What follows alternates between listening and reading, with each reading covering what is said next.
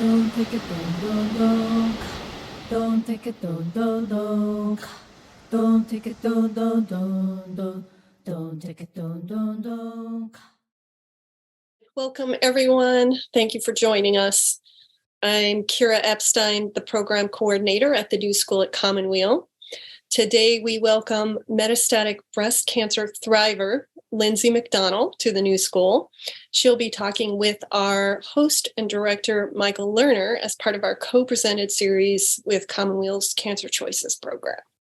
We are recording the conversation and we'll have the produced audio and video files available on both the New School and the Cancer Choices websites.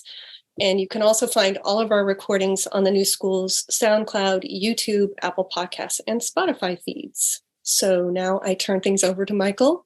Again, thank you all for joining us at the New School at Commonweal. Thank you, Kira, and welcome, Lindsay McDonell. Thank you, Michael. I'm very excited. Wonderful. And I'm so glad that Nancy Hepp and Laura Pohl from our Cancer Choices team are here with us today as resources. We'll see, depending on how our conversation goes, how we may draw on their wisdom. But Nancy and Laura, thank you both for being with us.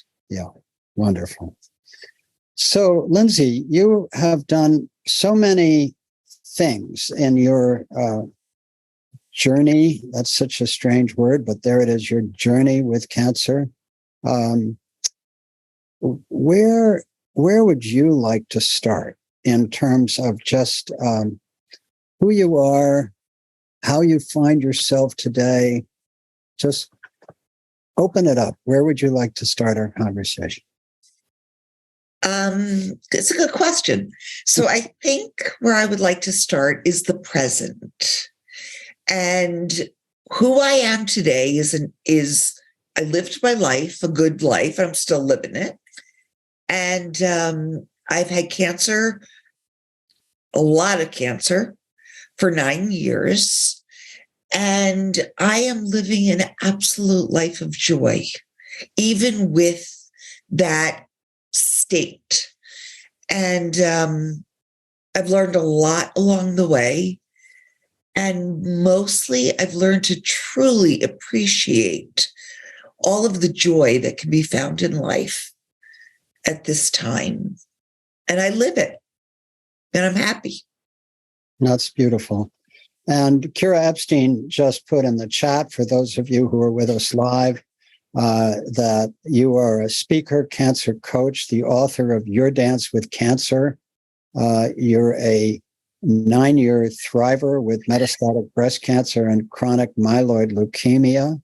You are project lead certified with the National Breast Cancer Coalition, a certified integrative oncology navigator with Smith Center for Healing in the Arts, our sister organization, a You Can Thrive coach, and a Cancer Choices guide.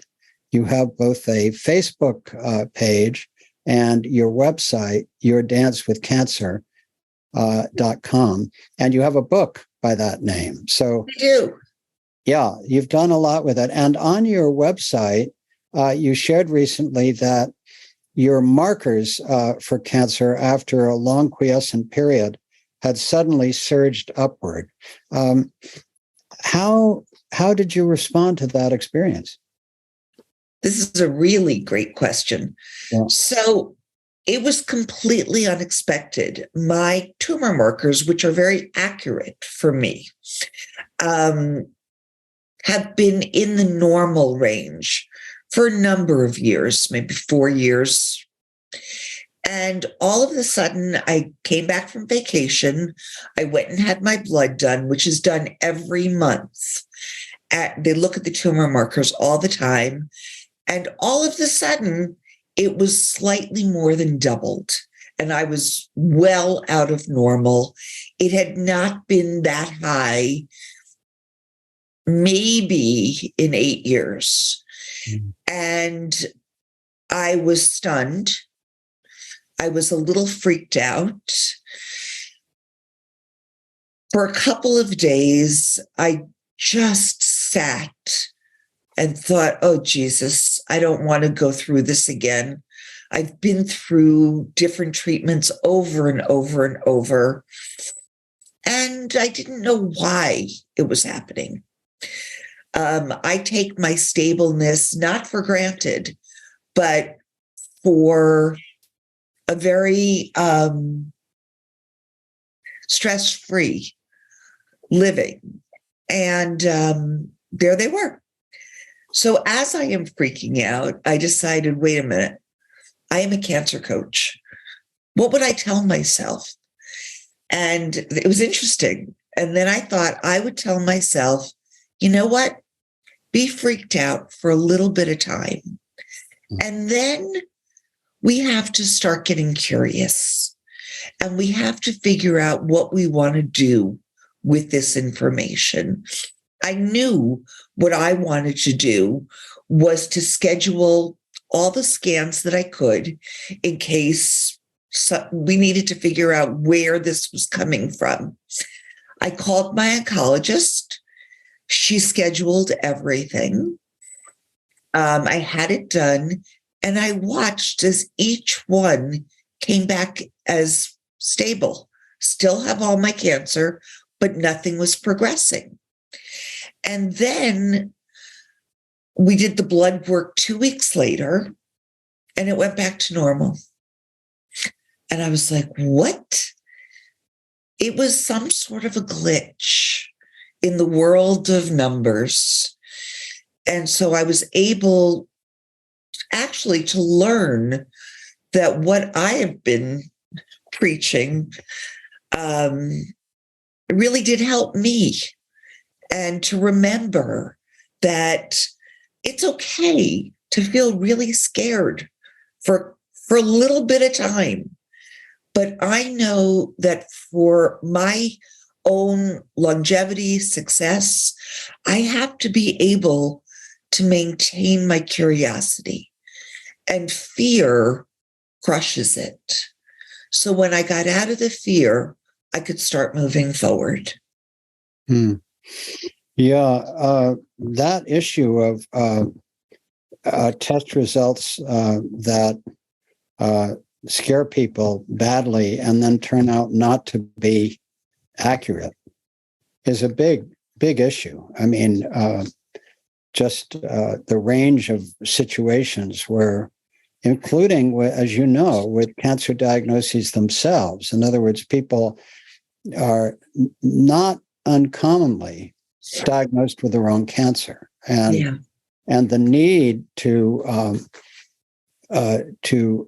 review your diagnosis it's pretty substantial if you're the kind of person who really doesn't assume that the first reading of a slide or the first blood test is necessarily accurate. Yeah. I've never felt that it was. Mm-hmm. Partially because of the journey that I've been on, there's been a lot of times that people were wrong.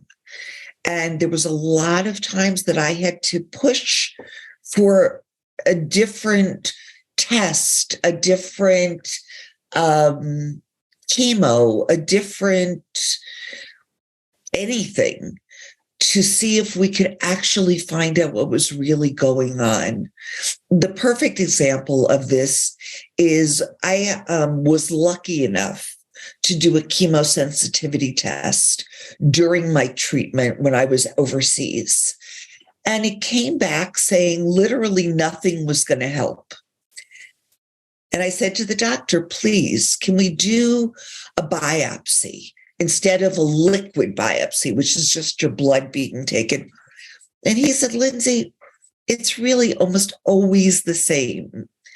And I said, can we just stop on that almost and see and do the tumor marker test and do the other chemosensitivity test on the biopsy?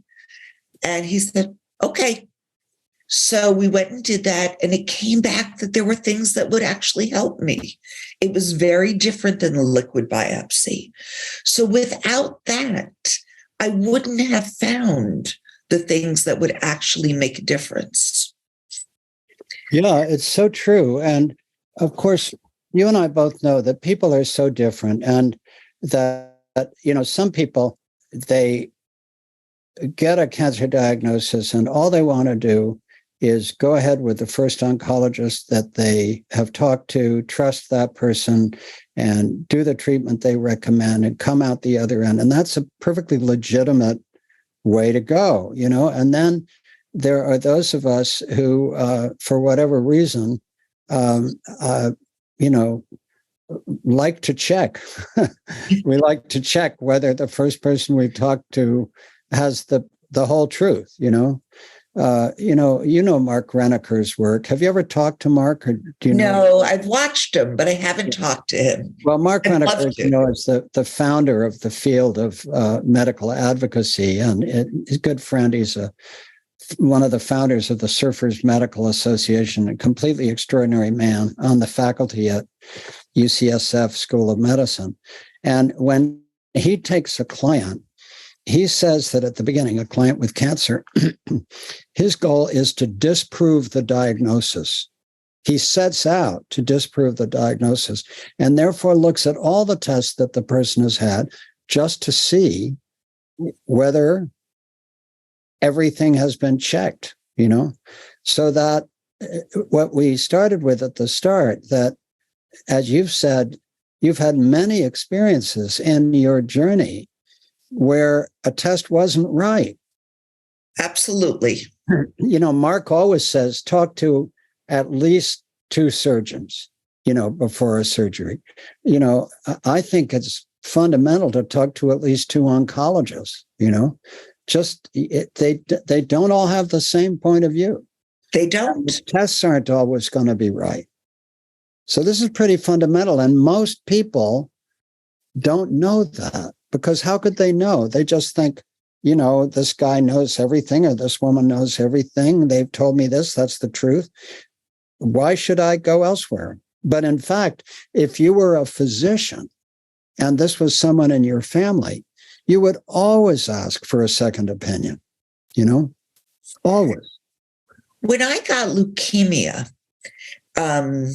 before I even say that, so one of the things that I always do is I follow my blood tests, my tumor markers, anything that I can follow, I follow. And when there's a little change, I ask why. And doing that really helped with my leukemia diagnosis. My oncologist, who I adore, I'm watching my white blood cells go up higher and higher and higher. And I said to her, I think it's leukemia, because I had looked at the numbers and I had done some research. And she said, no, it's definitely not leukemia. You don't want leukemia. I'm like, no, but I think it might be that. We waited 2 more months and still the numbers were going up. And finally she said, okay, I'll do a bone biopsy. 2 days later, she calls me. Yes, you have leukemia. It's CML. So it's not even as much about finding all the tests. It's about being able to communicate with your doctor, express your fears, decide whether there's something to do, and to really be clear on why you're asking. Yeah, I mean, obviously you are unusual in the depth. Well, you're unusual in several ways. You're unusual that you've done as well as you have for this long. You're unusual in the depth of your engagement and research. You're unusual in the number of different therapies. You just told me something I didn't know before, that you were the one that insisted on the leukemia test. So the simple truth of the matter is that some people with cancer or anything else, that we become more expert than any of our practitioners, that we're tracking more carefully. We know more what's going on. Plus, we have our intuition. And our intuition is no insignificant thing, because there's good science that our intuition gives us yet another arrow in our quiver in terms of understanding what's going on with us. What's also important is, for me at least, to always have a plan B. So if I'm not getting where I need to get, whether the tumor markers aren't dropping or I'm not able to convince the doctor that this is important, that this is a test that has to be done. I've been very lucky over the last 9 years to actually put together a team of doctors. So I have one who I've only talked to on the phone in Florida. I did some other treatment in Mexico City, so he's on my team. So when I am really confused about something and I'm not getting anywhere with, say, my oncologist, who is very thorough, then I will call one of them and say, can you take a look at this? Can you take a look at this? What are we thinking about this? And that really has been a very winning combination. So you have your regular oncologist who you love and who listens to you and is very responsive, which is very smart. What kind of person and what kind of treatment did you seek out in Mexico? In Mexico City, there was a doctor who injected right into the tumors. It was Ox40, which I don't exactly know how to explain that. I believe it's an immunotherapy drug, plus a couple of others. And it was a 3-day treatment. It was very easy. And he injected them into it. But he was a very, very good cancer doctor. His name was Dr. Jason Williams. He's now in Cabo. Then in Vienna, which was a huge one, and Dr. Cleef, who was in Vienna, the first place that I went, and I ended up going back there 5 times. He was someone that really looked at the whole picture, the entire thing. And when I got leukemia, I called him. I said, what do you think this is? And he confirmed my idea that we needed to look into this further, that it wasn't just the cancer load I was carrying. Now, Wolfgang Cleef, who you went to see, is a world-class integrative practitioner. Obviously, like all world-class integrative practitioners, different people have different views of him, but nonetheless, he is world-class. Ralph Moss thinks very highly of him, among many others.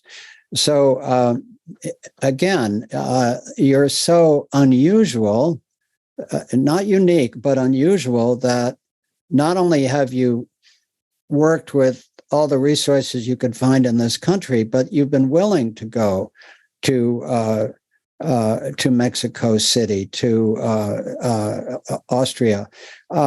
What I understand why you would have gone to Wolfgang Cleef, because he is so well known and so highly regarded by those who espouse his work.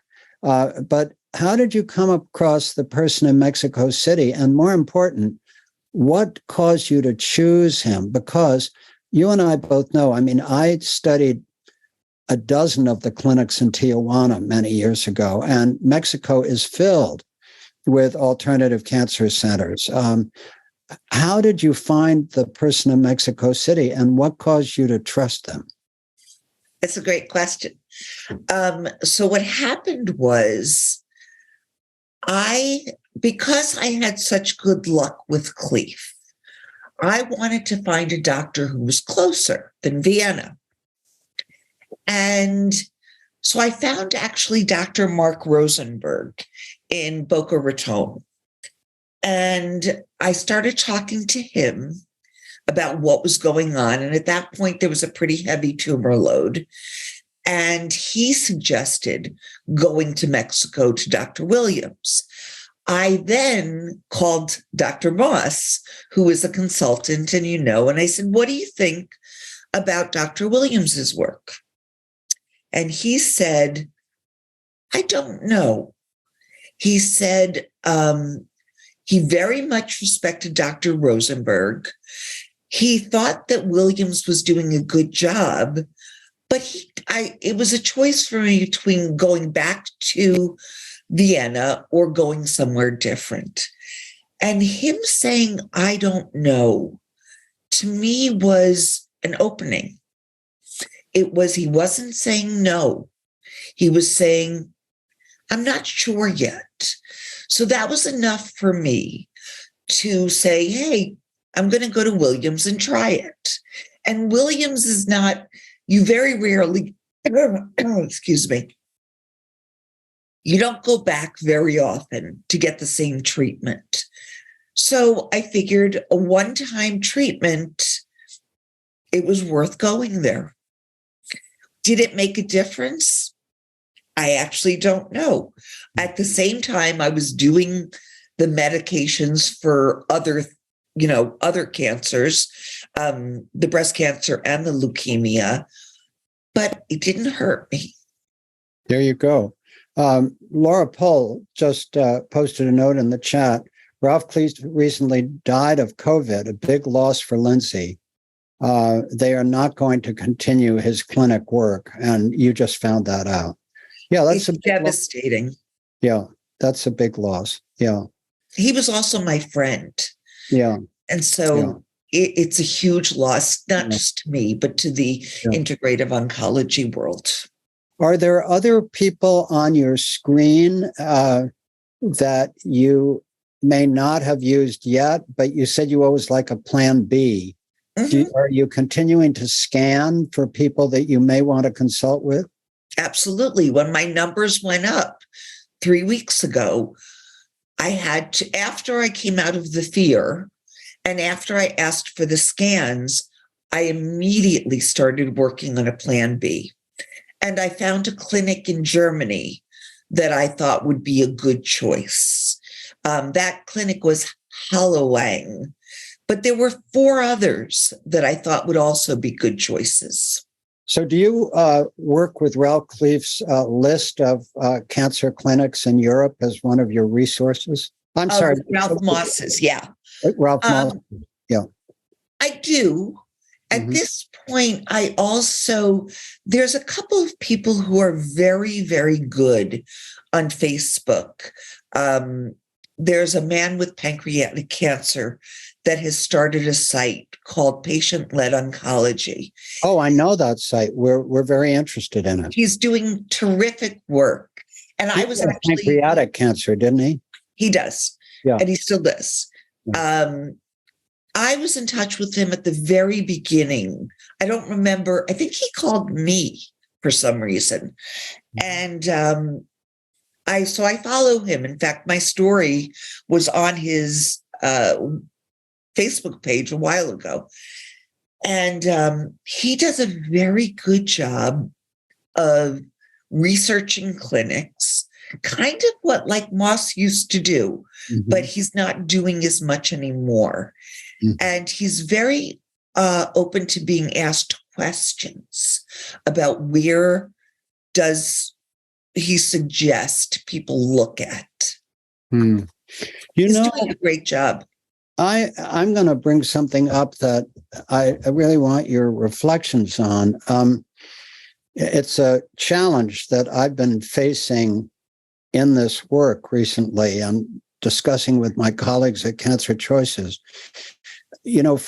I've been doing this work for 40 years, and I've had a kind of a basic message that I've offered people, which is,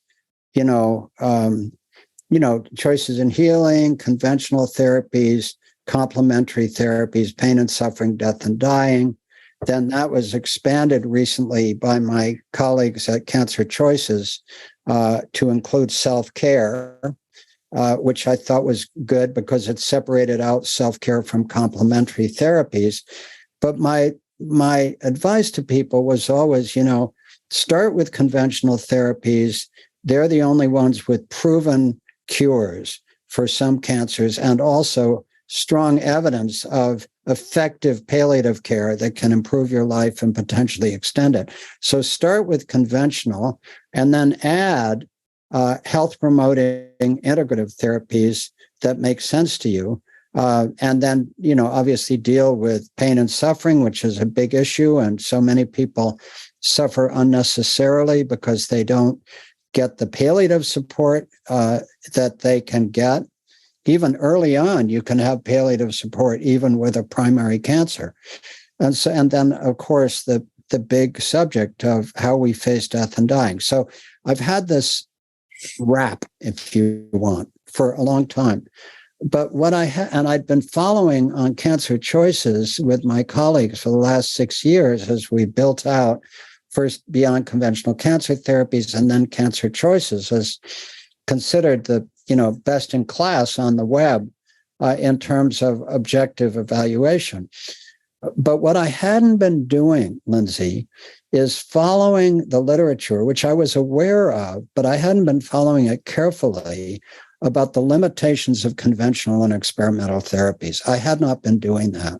And so recently I did a conversation with Wayne Jonas, MD, who's an astonishing pioneer of the field, very balanced, in the medical reserve of at the VA and works at the VA, and just an incredible, extraordinary man. And I encourage people to watch that at tns.commonweal.org or at cancerchoices.org. And he showed a slide that showed, and I won't have this exact, but he looked at 19 years of new cancer therapies. And there were very large numbers of therapies. And the increase in median survival or average survival with all these new therapies was something like 2.5 months.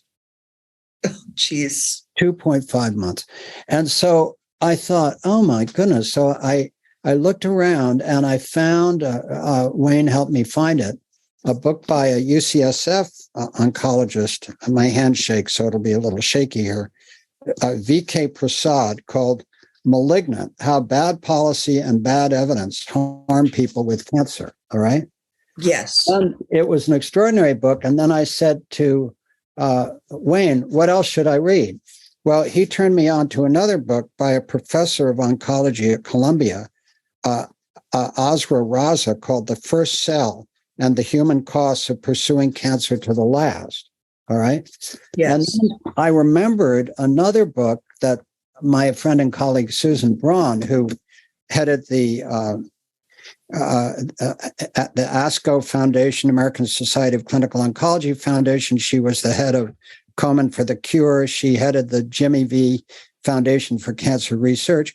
And she had suggested a classic book by Clifton Leaf called The Truth in Small Doses: Why We're Losing the War on Cancer and How to Win It. Right? Yes. So I've had these 3 books with me. And what I really had not been tracking closely is the fact that within oncology and cancer research, oncologists and cancer researchers are immensely aware of the limitations of conventional and experimental therapies. And yet patients tend not to be aware.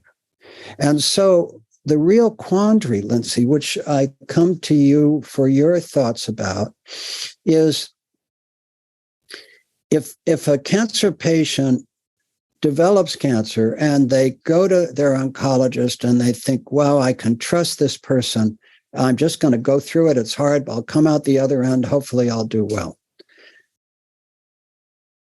I think it's a very deep question as whether you want to disturb their faith in their treatment, because faith in treatment, so-called placebo, faith in treatment is a major factor. Absolutely. Doing well. So the quandary that I'm facing, and I'm exploring this with you and with others, is if people like you and I know about the limits of conventional and experimental therapies, if we track things really carefully, if we ask 24 questions, if we're aware of this, and if we're looking outside, whether with Cleve or your colleague in Mexico or whoever else it may be, or doing health promoting complementary therapies of the kind we trace on Cancer Choices, how do we square that circle? How do we not disturb the faith and the peace of mind of cancer patients who just want to trust their oncologist, while at the same time alerting people who would want to know about the fact that within oncology and cancer research, people are very concerned. So you have a lot of wisdom. I wonder how you could help us think about this. I can help on this. I actually can. So when I realized that I needed to go, when things weren't working, okay, at some point I realized that things were not working. I was watching the cancer progress. We were doing things, new medications that weren't making any difference. But I did love my oncologist. But I also felt like there must be something else out there. And so I started researching. And more importantly, I brought my oncologist into the search. Okay, so that was a big deal. I brought her an article from Dr. Cleve that had been published in ASCO in their review. Mm-hmm. And it's not easy to get into ASCO, and she knew that. Mm-hmm. So she read the article for me, and I asked, "What do you think?" And she was humble enough to say, "You know what? I'm all for it." She knew that things weren't going well. And I think the humbleness of her, where she wasn't the person that had to solve everything, there was not a lot of ego with this doctor. And she ended up talking to Cleve. She talked to, in the end, Williams. She talked to, this is how I made a team. And she was not opposed to working with the team.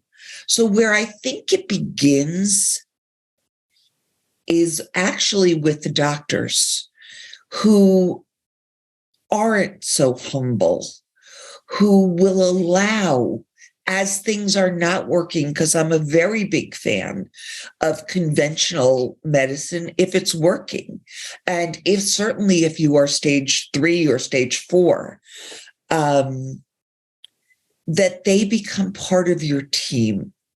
It's not easy to find, but that is part of the initial trying to find a doctor that you really resonate with, or at least having a doctor on the team, even if they're somewhere else, that understands that this may take a village.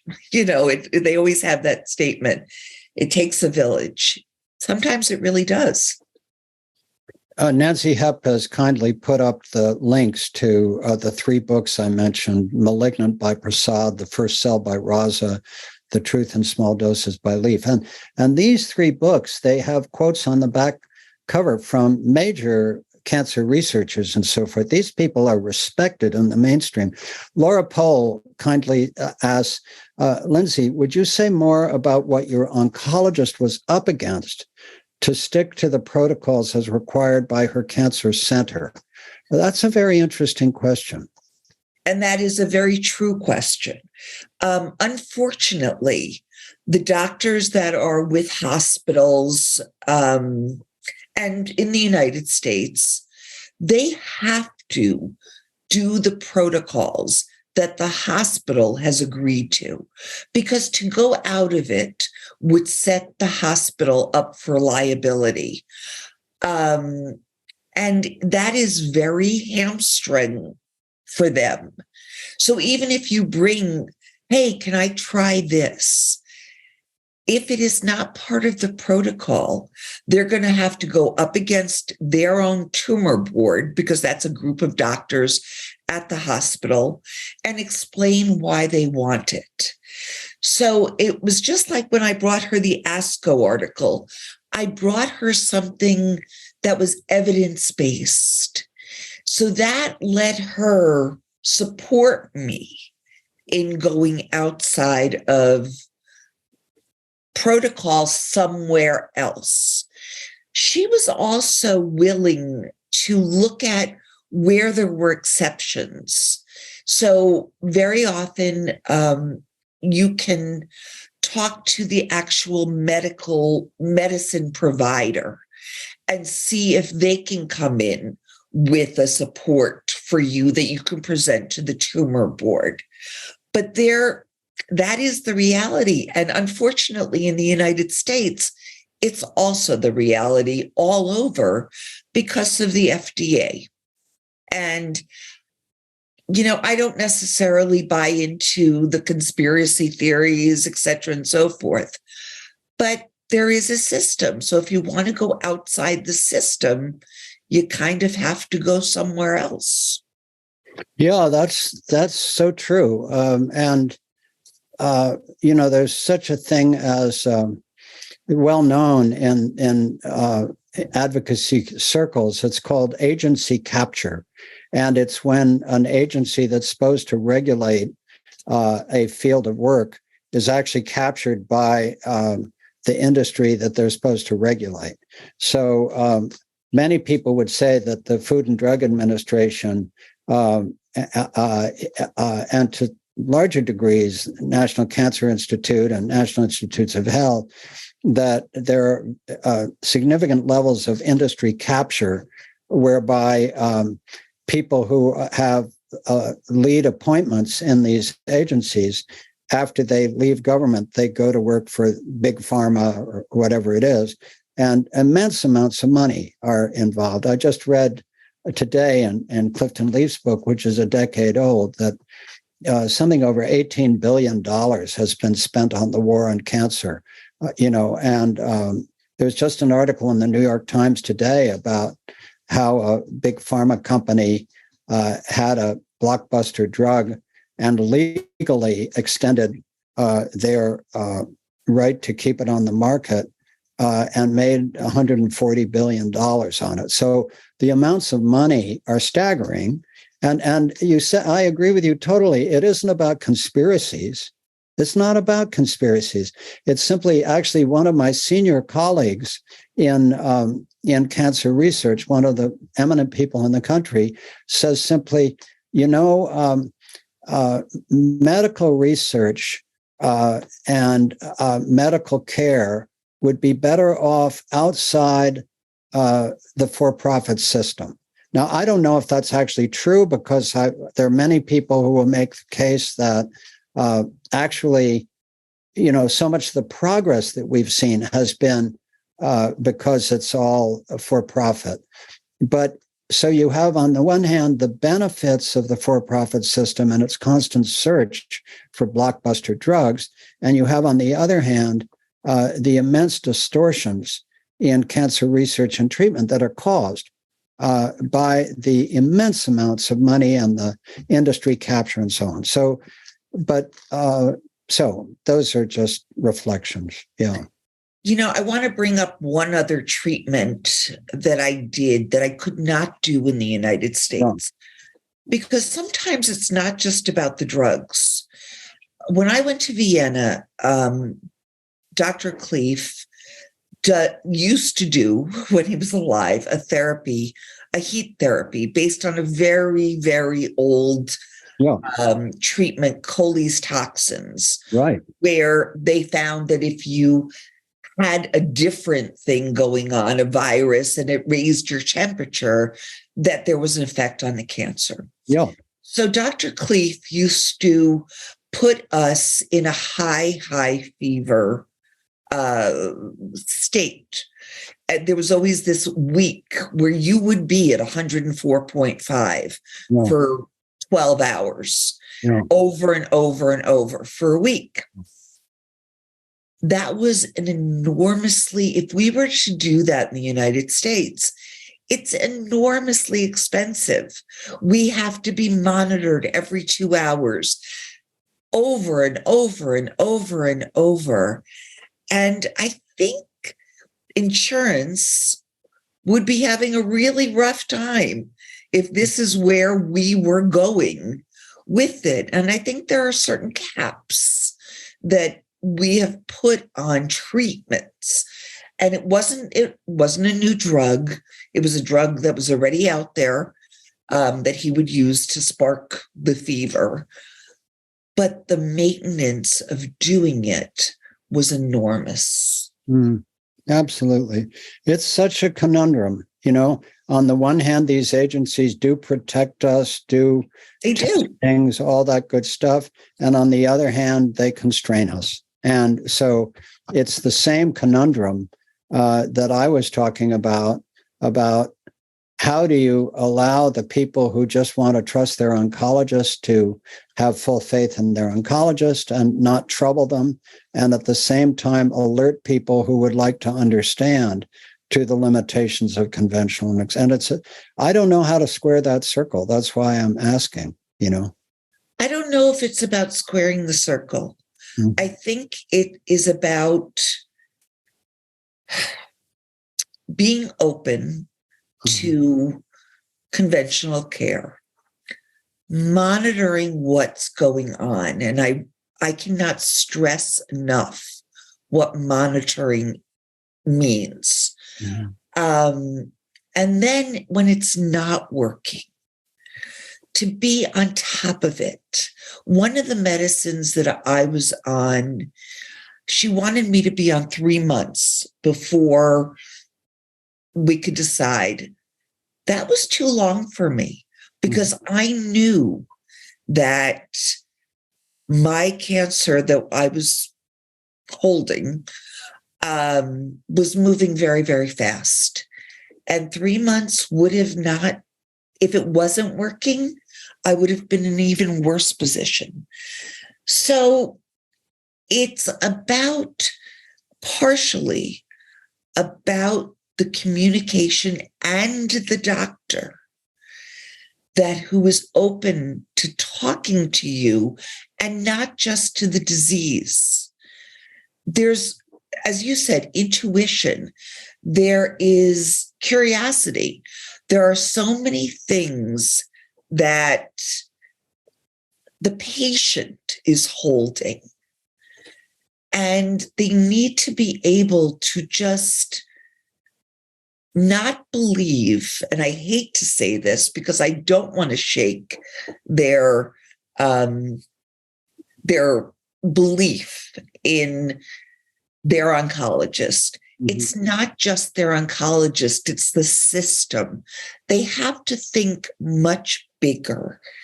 And it's not necessarily the oncologist's fault that they don't. They're very constrained. Yeah, they're very constrained. One thing we haven't talked about yet, you've been so helpful to us on Cancer Choices and helping us, both writing for us and helping us think about it. But we haven't talked about whether or to what degree health promoting either self-care or complementary therapies. You've talked about Ralph Cleef. You've talked about Williams and Mexico City, but you've talked about your navigation of different mainstream therapies here. But what and to what degree has been your journey with both self-care and more complementary therapies, be they supplements or herbs or practices, stress reduction, exercise, all that? It's okay. So I don't think I'm a typical integrative care patient. As you said, all of the places I went, they were using a conventional medicine, whether it was for that particular cancer or not. The integrative part, yes. At Cleef, I did some mistletoe. I did artemusian. I did berberin. I did a lot of those kind of supplements. But more importantly, during these 9 years, I have had to learn what gives me joy. And that is huge for me, because I would say that the worst thing that happens is you start to stress out because you don't know what's going to happen, whether you have cancer at this time, whether you've had it and you're worried about it coming back, all of these preventative things. For me, I have found that looking at what truly nourishes me, and that's not necessarily going to be a supplement. It's not necessarily for me to be walk in the woods. It could be something completely different, which I know what it is, which is being in my sacred space, which is my apartment. I used to be an interior designer. I have made a space where every single thing I look at brings me joy. And sitting in that type of environment, for me, is the same as walking through the woods. It is just relishing the enormous joy that I have. That doesn't answer the supplement question. The supplement question is a little more complicated, but it does answer the self-care question. And it, for other people, it may be something completely different. I get it. Yeah. The Dostoevsky quote, and beauty will save the world. Do you know and that? Beauty will save the world. Mm. I'm not a huge exerciser because honestly, my bones are like sponges. I mean, I've been full of cancer for 9 years. So exercising is a very delicate thing for me, but it's about looking deep inside you, figuring out when you feel joy for me and bulking up on that. And then taking stress and looking at all of the things that stress you out and getting rid of some of them, most of them, if you possibly can. Our stress, especially about stressing about the future, we can't control the future. The stress does not help. It's not going to make us control the future. However, joy really helps. And stress is damaging, doesn't bring anything to the party. So that's the self-care mode that I think about. The supplements are a different situation. I really believe in micronutrient testing. So if there is a lack of something, if you are low on some micronutrient, it could be vitamin B, it could be one of the vitamin Bs. Those supplements work for me beautifully because you're bringing your body back to homeostasis. And I think that's the most important part of it.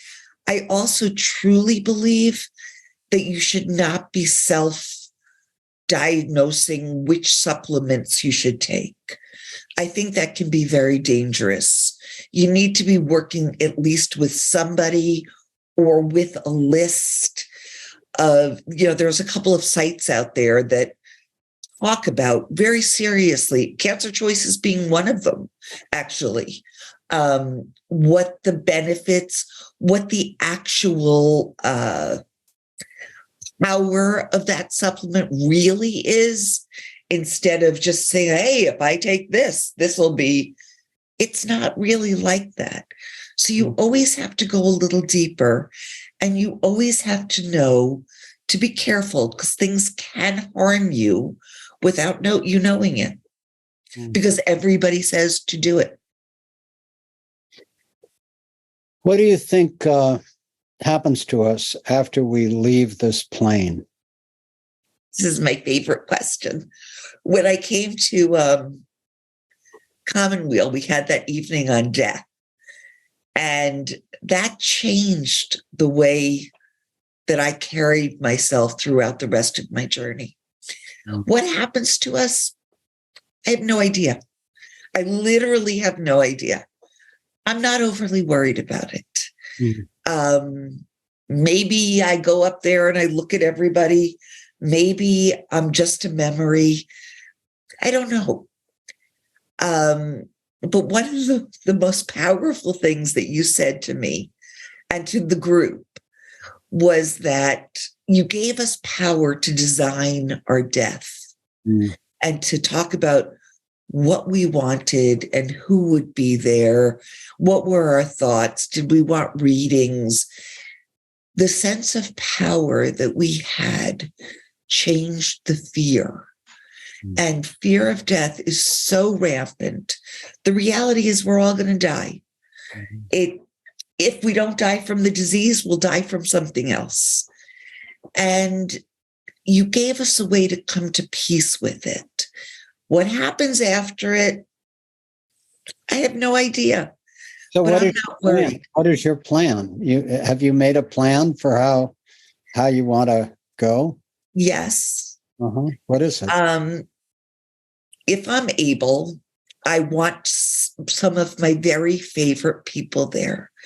People where I feel complete freedom to be. It's such a core value of living a human life and being able to express your authentic self in this whole life and death. So I want people there that I feel completely free with.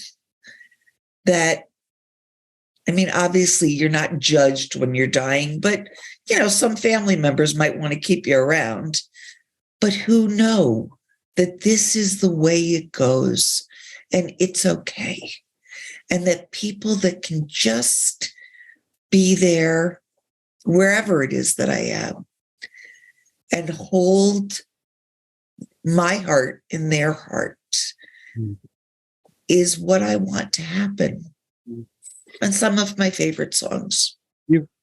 You've talked about joy as so powerful, and being an interior designer, making your apartment something that gives you joy everywhere you look. Then you've talked about people being close to you in the transition, whose hearts are with yours. So what about the power of love and healing? Love? That we said? The power of love. The power of love. I think that the power of, it's a complicated question. The power of love, if it's true, and it's just based on the human being in front of them, I think it's extremely powerful. I mean, there are times that you just want to be loved. You want to be held. But it needs to be pure. Some people, they love you, but they want things different for you than you want. That's tough because they're trying to overpower what I feel. So it's love, but it's love with a little but I want you to do this. I think that, unconditional love is huge if you can find it. Yeah, no, there's no question that love is love at the human scale, particularly love with the people we're closest to, can be very complicated. That's just how it is. We're human. Yes. And it's quite a yoga to live with closely with other people, be they children or parents or partners or whatever, who have their own agendas for how we should be in the world. So that's complicated. And I think you're absolutely right that when the love is not mediated by all the complexity of closeness, it has immense power. And sometimes the people who we're close to can transcend all the things you're talking about and just give us pure love. But often the pure love comes from friends or people who don't have to live with us every day, Yes. and who can just love us in an easier way. I have to say, we just got a new puppy, and and both of us, my wife Charlotte and I, the healing power of that puppy's love and our love for that puppy is just stunning. Yes. And so sometimes the love, and of course, other people feel it in nature and in other ways, but wherever you feel it.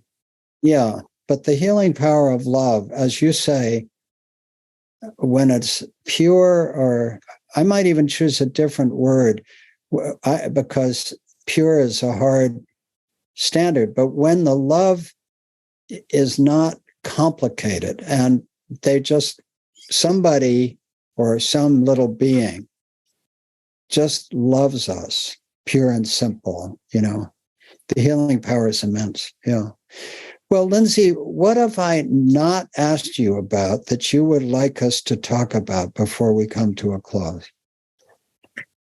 There's one thing. Yeah. During this whole journey that people will go through if they have cancer, is focus on how to remain authentic and powerful inside of themselves, and to know that things like fear crushes their ability to do that, and to try not to be a victim, because it's not going to help you. But when you know your own power to affect that, I think that is hugely important, to bulk up your knowledge of yourself. Does that make sense to you, Michael? It does. And as we begin to come to a close, I'd like to ask Laura Pohl and Nancy Hepp to come back and join us in case they have reflections. But Lindsay, this is such a beautiful conversation. I'm so grateful. Thank you. And here is Laura. Do you have any reflections on our conversation? Oh, at the moment, I'm very full in my chest. Maybe it's because, in addition to what Lindsay's saying, my little puppy was lying here the whole time and sometimes seemed to be paying attention. Lindsay, you were talking about,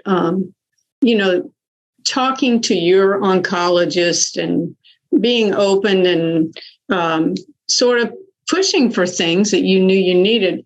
What about people who sense that,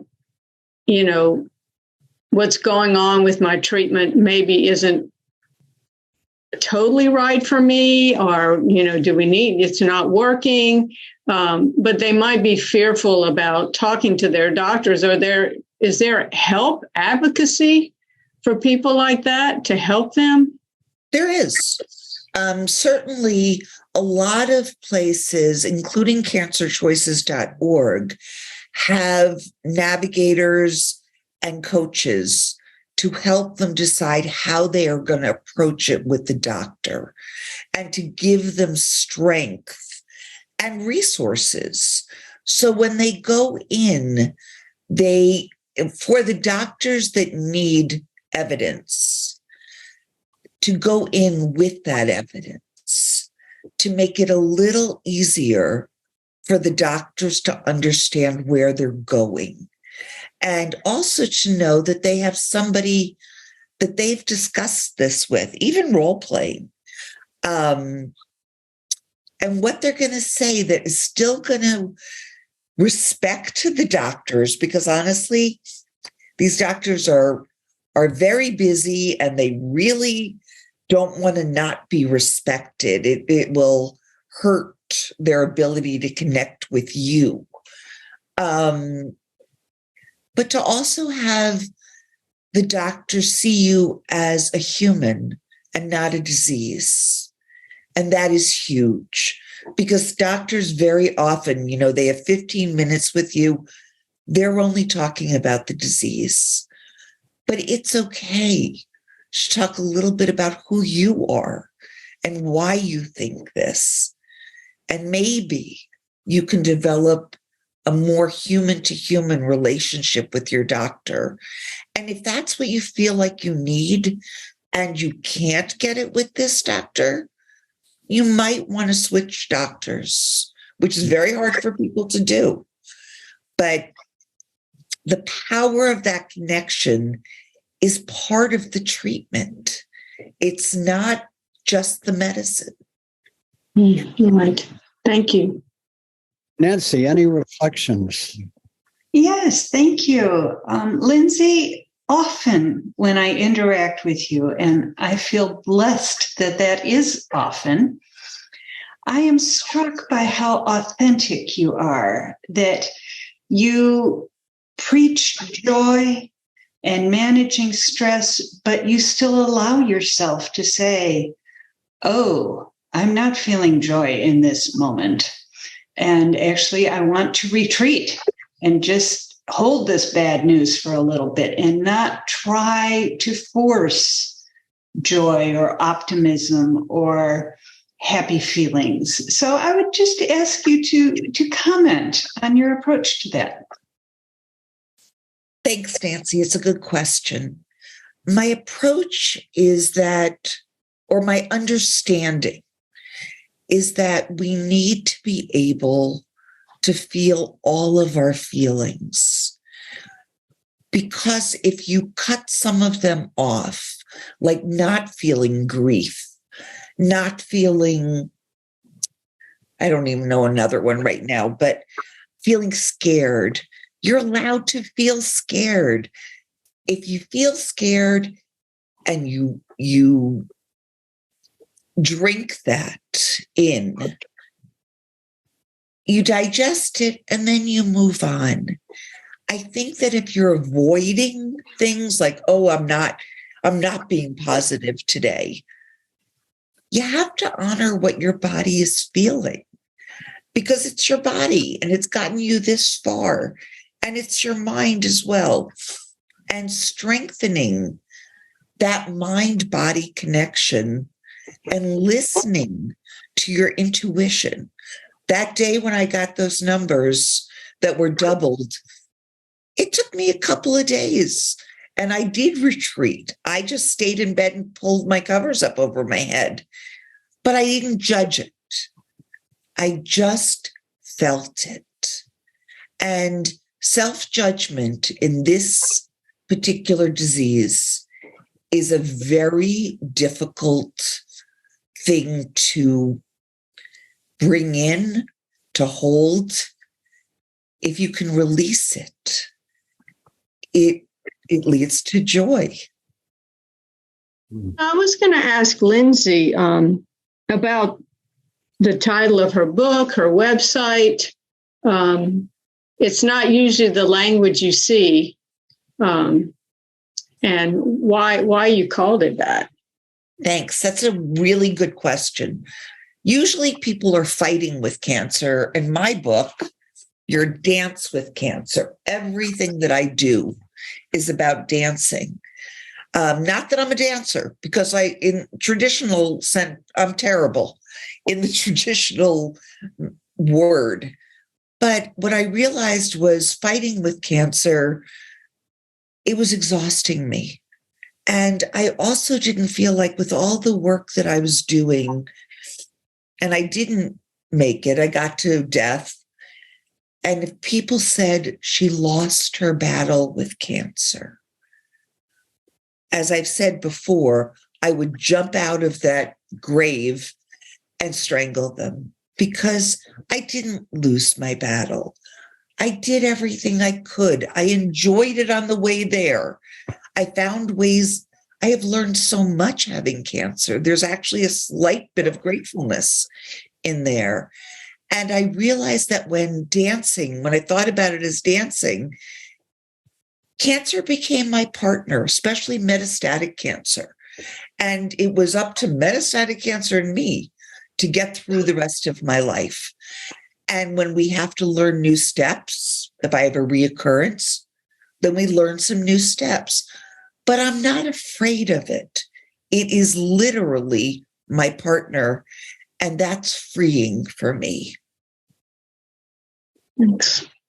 You're welcome. Oh, beautiful, Lindsay. That's a beautiful, beautiful place to come to a close. Well, Lindsay McDonell, thank you so much for all your work with us and for all that you have done for others and for the field. Your website and your book, yourdancewithcancer.com, your Facebook page, helping us with cancer choices as an alum of the Cancer Help Program. We're so grateful, and we've learned so much from you. So thank you for this time together. Thank you, Michael. I would have rather not. This was the perfect place for me to be. Wonderful. And thanks also to Nancy Hepp, Laura Pohl, Kira Epstein, to all of our team, and Adams, for making all of this possible. Take care. Take care. Yeah. Kira, back to you. All right. Yeah. Lindsay, it's wonderful to have your voice at the New School and Cancer Choices. So thanks for being here and for all the wisdom you're sharing. Just a reminder, if you want to rewatch or re-listen to the conversation or share it with other people, if you're on the New School or the Cancer Choices mailing list, or if you follow us, you follow the New School on SoundCloud, Apple Podcasts, Spotify, or YouTube, you'll be notified when the recordings are posted. Thanks so much for being with us at the New School at Commonweal today. We'll see you next time. Don't take it, don't. Don't take it, don't. Don't take it, don't. Don't take it, don't. Don't take it, don't. Don't take it, don't.